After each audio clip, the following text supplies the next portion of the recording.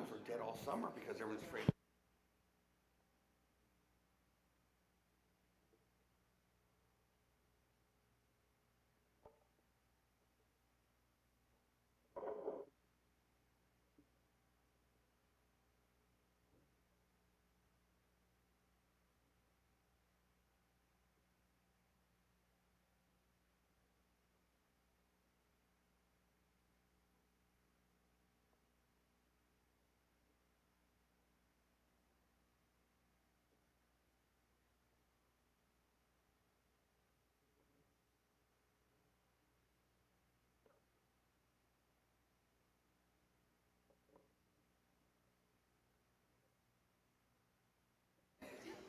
Come to order. All right. Good morning, everyone, and welcome to the regular meeting of the Planning and Zoning Commission. Today's date is Wednesday, November 1st, 2023, and we'll bring this meeting to order. We'll begin with a moment of silence.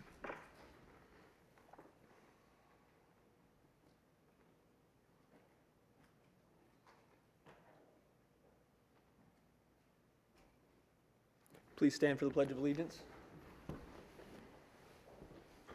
I pledge allegiance to the flag of the United States of America and to the republic for which it stands, one nation, under God, indivisible, with liberty and justice for all.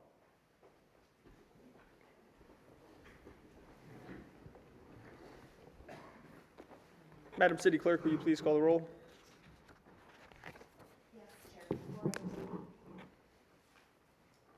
Members Apking and Benny have asked to be excused, and I will mark them so. Batana? Here. Marker? Here. Severson? Here. Summers? Here. York? Here. King? Here. Schwartz? Here. 7 present. And 2 excused. Thank you. We'll move on to the next agenda item, item 5, and that is the approval of the minutes. Copy of the October 4th, 2023 minutes were included in your backup material for approval. Is there any discussion? I move to accept. Motion made by Commissioner Batana, Second. second by Commissioner Sommers to approve the regular meeting minutes for October 4th, 2023 as presented. Madam City Clerk, will you please call the roll? Batana? Aye. Marker? Aye. Severson? Aye. Summers? Aye. York? Aye. King? Yes. Schwartz? Aye. All ayes, motion carried. Thank you. Next item, item 6A, and that's approval of the 2024 regular meeting schedule. A copy of the proposed schedule was included in your backup materials. Do we have any discussion from the commission?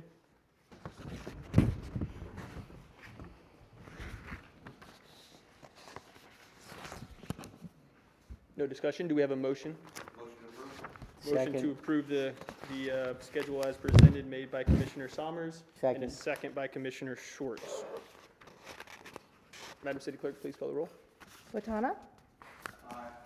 Marker? Aye. Severson? Summers? Aye. York? Aye. King? Aye. Schwartz? Aye. All ayes, motion carried. Thank you. Next on the agenda is item 7A, and that's Ordinance 7523. I believe staff has a presentation. I'll turn over to staff.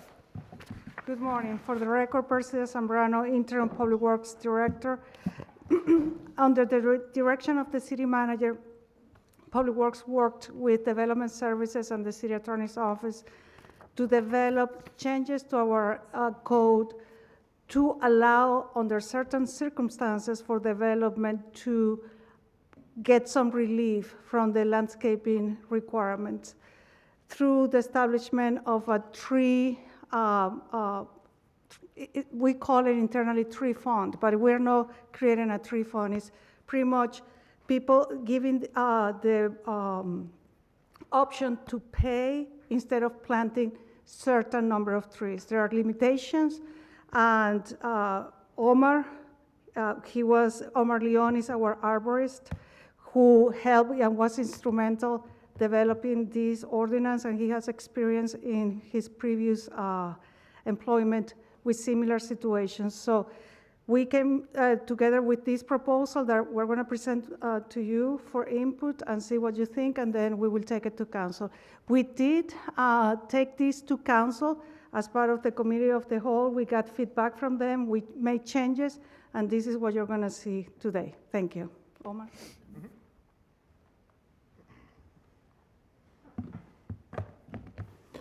Thank you very much. Omar Leon, City Arborist. Let me see if I can set this up here.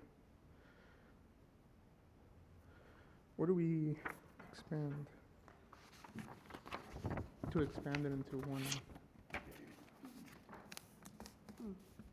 That's okay. Okay. So thank you very much. So we're here to present, as Percy has mentioned, the proposed amendments to the landscape ordinance, introducing the tree fund to the landscape ordinance. The intent of the tree fund would be, as mentioned earlier, to provide an avenue for developers to appropriately landscape their commercial developments, and allow for an opportunity to plant excess amount of trees on additional city properties through the contributions of the fund. So the goal of the fund, as I mentioned, it is to create this enhancement to the urban tree canopy. Our urban tree canopy is in dire need of trees, and we understand that, and we're looking at ways of appropriately planting trees where they're more beneficial to the community.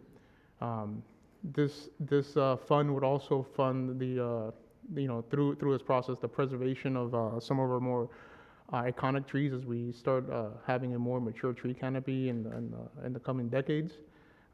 It also provides a funding source for grant opportunities, which will allow us to essentially plant more with less. Just a brief example of this is, we were currently awarded a $1 million grant for tree plantings through the USDA. So this is something that's going to become more common as we move along with our initiatives. And it essentially funds the foundation of the city's urban forestry program, which is one of the opportunities that we have as we move along with our initiatives. So in the ordinance, there is specific language which provides a specific reduction amount. So within parks, anything exceeding 25% reduction would require recommendation from the parks director at that time, so that we can provide concise documentation as to why that request is being made. Once again, it's still requiring trees to be planted. It's just a reduction or an allowed reduction depending on the makeup of the park. And then within the commercial properties, there is a 15% reduction that's allowed. This won't need additional review from the building department. Anything between 15 and 30% would require certain documentation. This would include detail reasoning as to why the reduction is being requested, and then if approved, whatever the reduction is between up to 30%, it will be calculated into the fund, which as a tree contribution to the fund. And then within the South Cape District specifically, due to certain parameters within the South Cape District, there is an allowance for total tree reduction of 100%, depending on, these are more our urban core areas. So we will look at those specifically.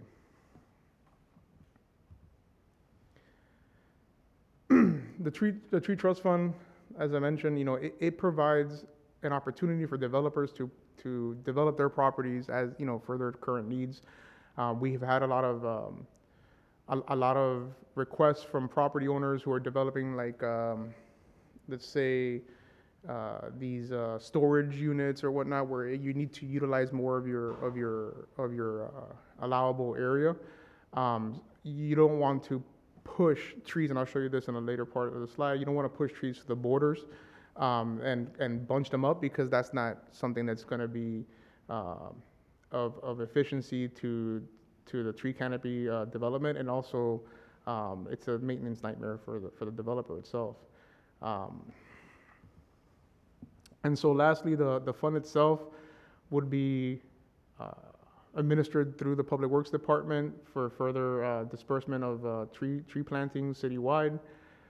Most of these tree plantings will probably take place within city parks, green space areas, and medians to improve tree canopy percentages and coverage within our city areas.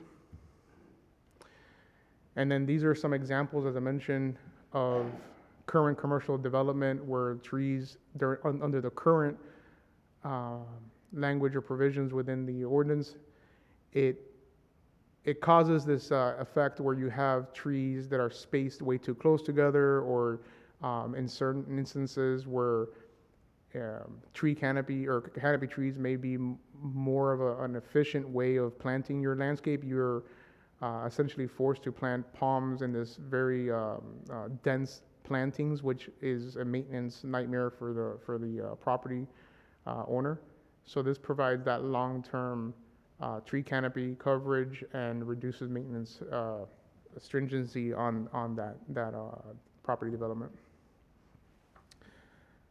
And these are just some opportunities of potential tree fund initiatives, which would include planting on city parks. You have streetscape plantings, and also on medians. So this will essentially allow trees to be placed in places that are more efficient for, or more suitable for the residents. Residents can use these trees at a little bit better rate. And lastly, the tree fund itself will allow for preservation opportunities and allow for the development of the urban forestry program. And with that, I'll give the board any opportunity to provide any questions or feedback. Thank you, Omar. Mhm. This is a public meeting. If there's any members of the public that wish to speak at this time, please direct yourself to the podium and state your full name for the record. Yeah, my name is Marie Kavanaugh, and I really want to see more trees planted, not less. Thank you, Murray. Are there any other members of the audience that are wishing to speak? Seeing none, we'll close citizens' input. I'll open up to the commission. Are there any comments from the commissioners? Commissioner King? Thank you, Mr. Chairman. You talk in percentages. What kind of, based on the previous years, what kind of funds would this raise, say, in a year? If we had an analysis we would have to conduct, but we are getting to the point right now where my understanding is that commercial developments are running into issues where, because of the development site and the requirements of the tree plantings on those sites, it's very difficult to properly develop a site and have proper tree canopy establishment on that specific site. The proposed ordinance will not allow, it's not allowing for a reduction in tree, like the tree canopy is not, it's not that it's not being planted, it is being planted, it's just being planted at a location that's more suitable for the community. So you're not losing tree canopy numbers, you're actually having that tree planted at a site that's a little bit more suitable for the community. But I thought I understood that a developer would need, if he did not have to pay or didn't have to plant all the trees, that he'd still have to pay the money that he would have used to plant the trees. So I was wondering about those funds. I mean, how much are you talking here? What the fund amount is? So the fund will be set by resolution through city council, the fees, if that's what you mean. We are proposing a fee, let me see here, I think we have it here, through a tree canopy analysis. So Within the South Cape District, we are recommending a $2,500 tree fund contribution per tree. And all other areas other than the South Cape District, we are recommending a $1,400 tree fund contribution. And this is accounting for the total cost of tree planting in that specific area. So you're factoring in the cost of the tree, the installation, the labor for installation, the establishment of the tree, the maintenance. Within the South Cape District, it's going to be a little bit higher because the requirements for tree plantings in those areas are larger type trees. But in addition to that, the only location to plant in the South Cape districts are within our city sidewalks, for the most part, or the streetscapes. In order for you to properly establish trees within those areas, you have to provide certain underground infrastructure like silver cells, suspended pavements, which are an additional component to just planting trees, like for example in a park or in a green space area. Thank you. Mhm. Commissioner York? Thank you. Thank you for the presentation, actually. And I did read it as saying that if it's not conducive to planting the trees on the lot, because sometimes when you're building either high-density residential or commercial, there isn't the room, but there is a median close by or other public property that it would be very appropriate to put the trees on. So I read it also as not reducing the number, but just making them so that they can be moved off of the property that's being developed. But I do have a question about, is it mandatory that they pay if it gets beyond like the 25 or the 30% reduction? Because the way I read the statute, it says may. So do you know if it's going to be a mandatory payment? And I do agree that it will be likely to be the amount of the tree itself. I think so. What we're stating is that reductions over 30% will not be approved. So you can only reduce up to 30%, but whatever that approved reduction is, let's say it's a 20% reduction or a 25% reduction, that amount of trees, depending on the lot calculations, would be required to be, that contribution number will be required to be paid into the tree fund or contributed into the tree fund. Required. Yes. Okay, and there's already $1 million that we were given as a grant as a city, is that right, in that fund? So that $1 million is not part of the tree fund. It's a separate grant, but what I was expressing is that there are opportunities through the usage of the tree fund to have, let's say, a matching component to future grants. So for example, you may be able to use a $20,000 from the tree fund to apply for a $40,000 grant to allow for additional tree plantings. So you can get more trees in the ground essentially than what you would, with the usage of the grants in the future. And you're an arborist? I'm a city arborist. As an arborist, do you approve of this yourself? Yeah, this is an approach that's taken within many cities within the Florida and within the country.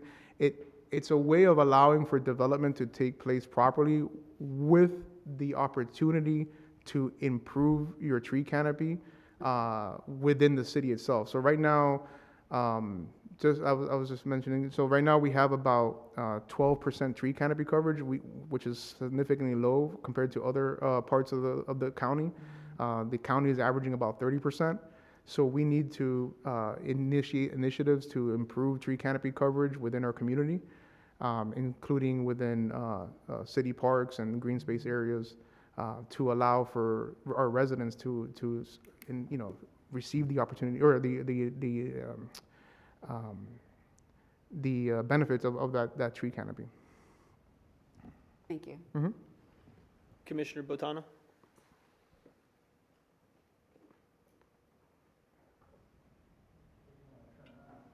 Here. Yeah, I don't have a problem with the idea, the concept. I think it's a good idea to continue to get our development done and still take care of our needs or take care of the environment. My question is in the actual ordinance that's been drafted, in On page 6, under the tree fund, section 5.5.19, it carries over to the 7th page. The very last sentence of part 4 says, because that section describes how the funds are going to be used from the fund for trees and so forth. And then the very last sentence sort of opens the purse strings to the city council, and it says that the funds may be expended by the city council for similar programs, which I'd like to understand what those are, if they're approved by the council. It's sort of like taking the guts out of this whole ordinance, in my opinion. So I was wondering what the intent of that sentence is. Correct. And what the limitations would be on what the city council could do with the money. Correct. So I think, well, not I think that the reason that the language is put in there, it's common in most tree fund language, but it provides the opportunity for that grant funding, that grant. So when we pursue grants, we need to have, in certain instances, approval from city council to use funds like from the tree fund for that initiative.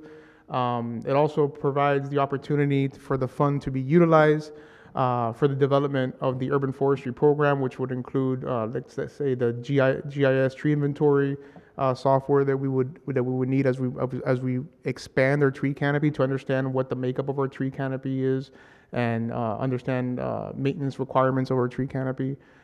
So that's why that language is put in that section there. Thank you. Any other discussion from the commission? So just as a clarification, will there be a one-for-one requirement if a developer decides to pay $2,500 in the downtown area? Is it a requirement for the city to fund the planting of that particular tree one-for-one? So the reason there's essentially two funds. There's the South Cape District, and then there's areas outside the South Cape District. The funds that go into the South Cape District can only be utilized within the South Cape District. And it's specific to certain requirements in that region or in that area. So therefore, if let's say that property is required to plant, 5 trees, on their property, they can't plant those 5 trees, then the contribution will be the $2,500 times 5. And that $2,500 is calculating what the actual real world cost is for planting in that type of environment, including the size of the tree, the labor, the watering, the underground infrastructure in this case, required to have a properly established tree in that area. So it's going to be focused on that specific area.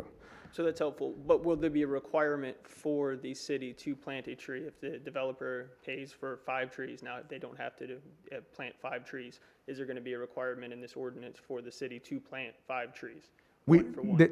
So the ordinance is specifically guided to planting trees. There will be a requirement, to use the funds for the primary reason of planting trees. In this case, within that area, within the South Cape District. I don't. Sorry. I think the way the ordinance is drafted, it doesn't give that provision. The 1-for-1 is one for the bigger picture. Got it. So you might get 1 tree, you might get more trees, you might get technology associated with improving the tree canopy. So it's not necessarily 1 tree for 1 tree. It's 1 tree towards this bigger picture of improving the tree canopy. Okay. So I think it's another tool in the toolbox to improve the conditions of our landscaping. And also because right now we're forcing developers to provide certain landscaping, they're meeting the standard, but then those trees, not all those trees have the potential to succeed in the environment. They've been planted. So you see the decay in certain properties that their landscaping doesn't survive and doesn't look good. So by doing this, they have that flexibility in which they pay equivalent, as Omar mentioned, to procure the tree planting, maintenance. So we're giving the city an amount that will help into this bigger goal to improve the tree canopy. Okay. And again, this is new, so we will be learning, we will be amending the ordinance as we see needs, and we will come back with those changes if needed. We'll recognize the city attorney as well. Well, I was going to just expand on what Perdicis was saying, is basically, if there's 5 required trees, the city may have to include irrigation. Cost of that irrigation is going to be taken out of the tree fund. If that developer paid for 5 trees, $2,500 may go toward some irrigation processes or, you know, the guard so it doesn't, the roots don't go ahead and pick up sidewalks or walkways or anything else. So it may be 4 trees, not 5 trees, but the improvements will include the irrigation, which would make sure that the plantings survive instead of going ahead and dying in a year or 2. Gotcha. So the flexibility is provided for a reason, that there's not a 1-for-1. It was discussed and it was determined that a 1-for-1 requirement may not be feasible because of additional cost. I think that's fair. Commissioner Schwartz? Yeah, I'm just curious what the environmental impact are on the areas that we're proposing to move the green space from.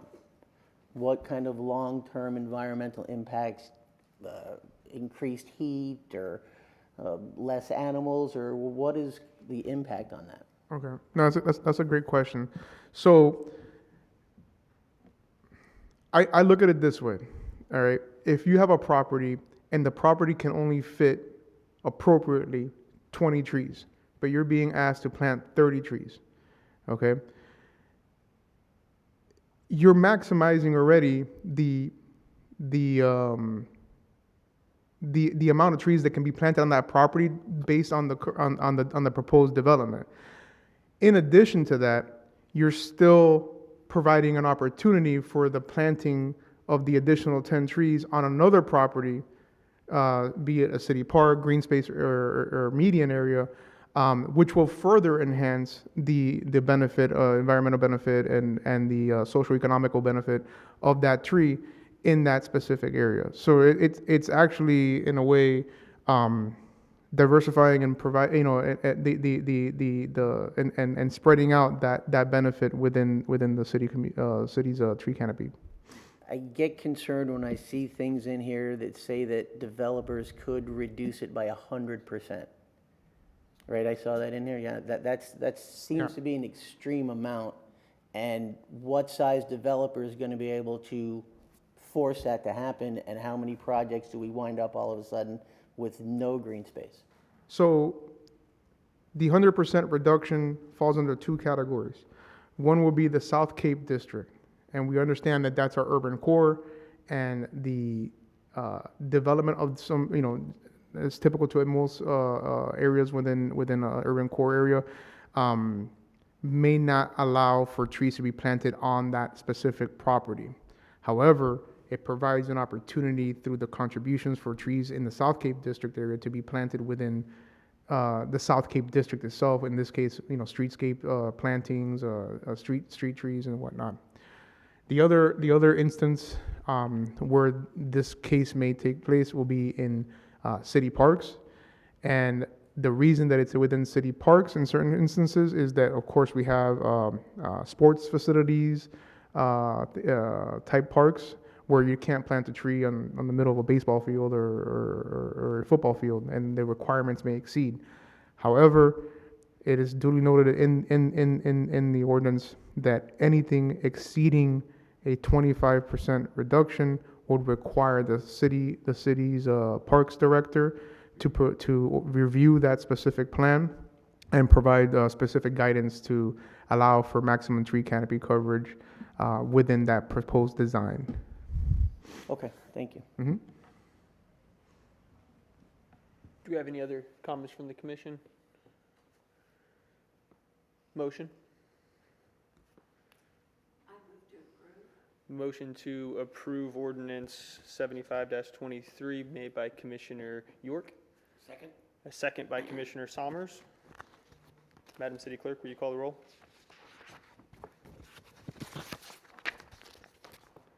Botana? Botana?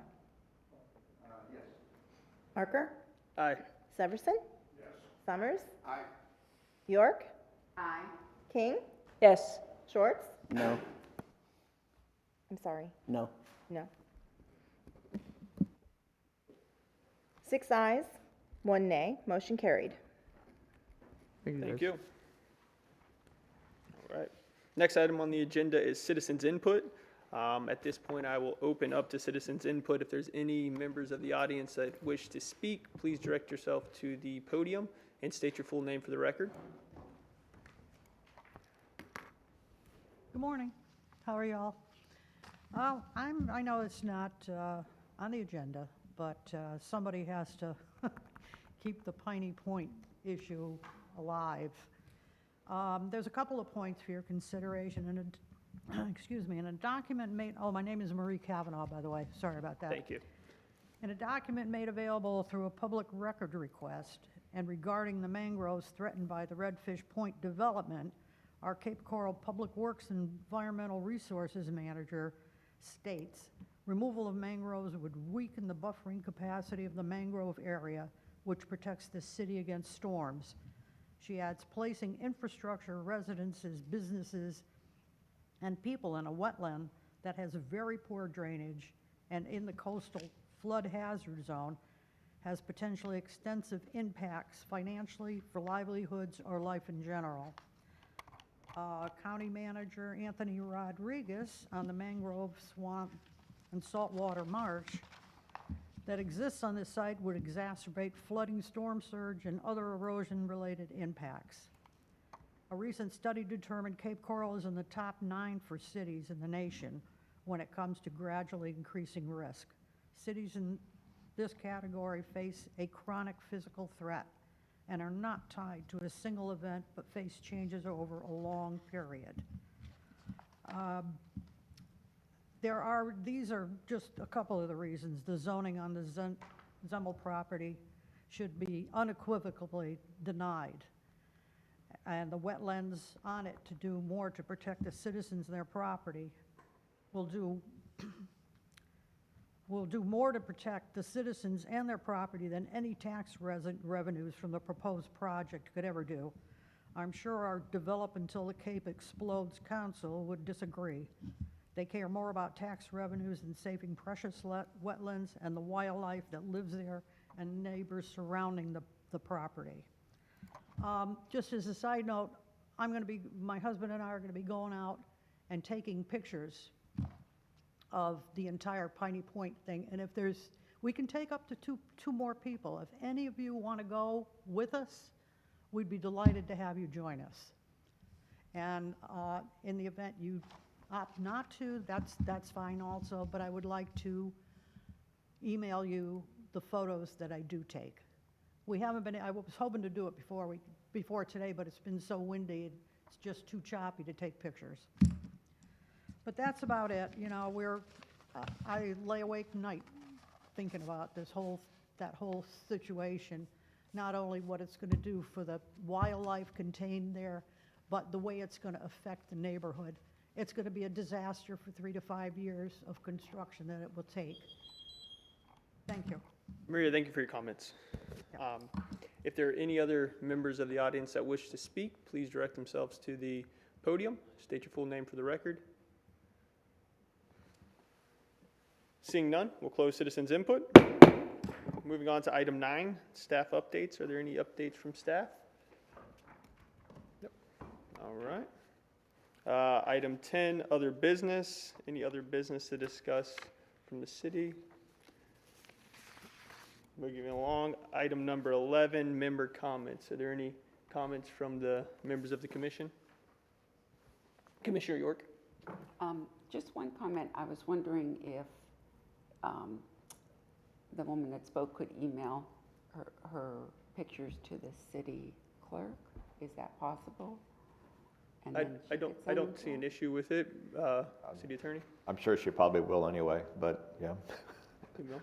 And then those could be dispersed to us as a body. Yeah, if any of the pictures do get forwarded to the city clerk or or maybe your council liaison, the liaison could go ahead and forward it on over to you all. Okay. Fantastic, that's a yes. All right. Are there any other comments from the commission? All right, seeing none, we'll move on to item 12, and that is the time and date of next meeting. We have a special meeting planned for Wednesday, November 15th, 2023 at 9 a.m. here in council chambers. And we also have the regular meeting for the Planning and Zoning Commission scheduled for Wednesday, December 6th, 2023, 9 a.m. in council chambers.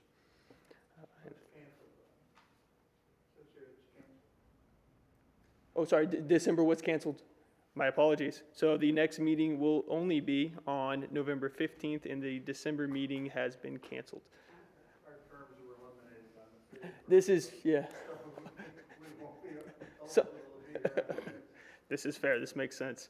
All right, with that said and straightened out, do we have a motion to adjourn? I so move. Motion by Second. Commissioner Botana. All in favor? Aye. Any opposed? This meeting is adjourned.